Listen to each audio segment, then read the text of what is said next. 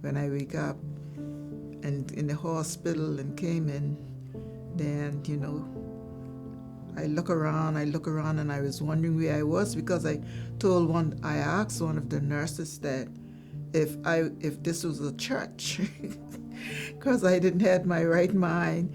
Miss Martha Parker came to Health City with a condition called quadriplegia, means not able to move any of her limbs, which is an acute onset. All of a sudden this happened to her.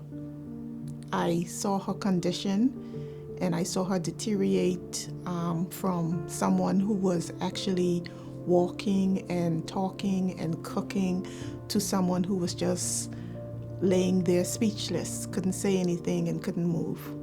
In her case, it was significant cord compression where she required surgery and had to do the surgery, and we had to take this pass and evaluate further or to do the cultures, identify the organism and treat it with appropriate antibiotics during the course of her recovery. So she only had a 20% chance that she would have made it out of the surgery, and everything just went downhill for me for then. I just crashed.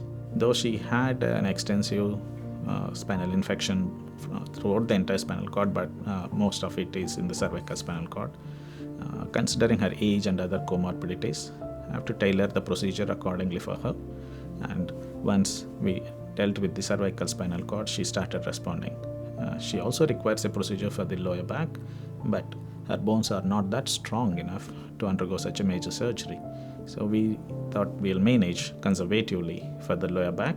And I watched her went from a stage where she was on the machines, and then she was taken off of the machines. She was just there in the bed laying down, and then she started her therapy. Then she started to sit up. She started to do more therapy. She started to move her arms, and we were really excited about that because, like I said, we had already given up all hope. And after she started to move her arms and she wanted to brush her teeth and wanted to feed herself, then the therapist went on to working on with her legs, and then we started to see improvement in her legs where she could have actually lift them and move them from side to side. Oh boy, that was something else. Pain, I mean, I had so much pain, my legs, when I couldn't raise my hand, I couldn't raise my leg, and when they began to exercise me, it was so painful. I would cry so much, and the guy who was exercising me, I call him Balu, but that's not his right name. And he would exercise me, and I would cry, and he would get tissue and he would give me to wipe my face, but still, he wouldn't leave my leg alone there as he keep on exercising me in spite of I was crying, and he given me tissue to wipe my face.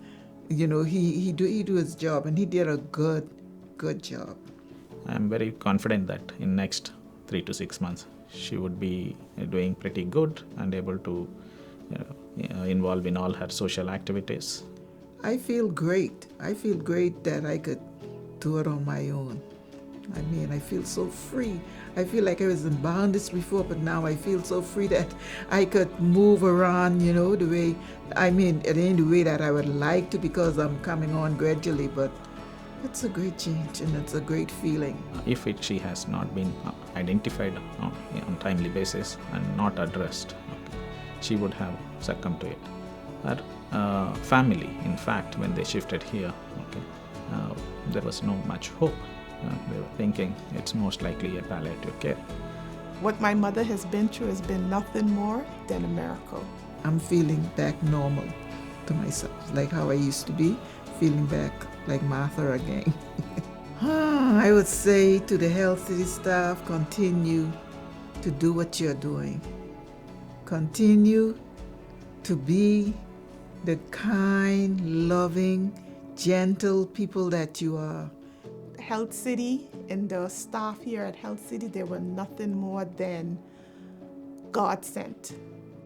Then sings my soul, my Savior God to thee.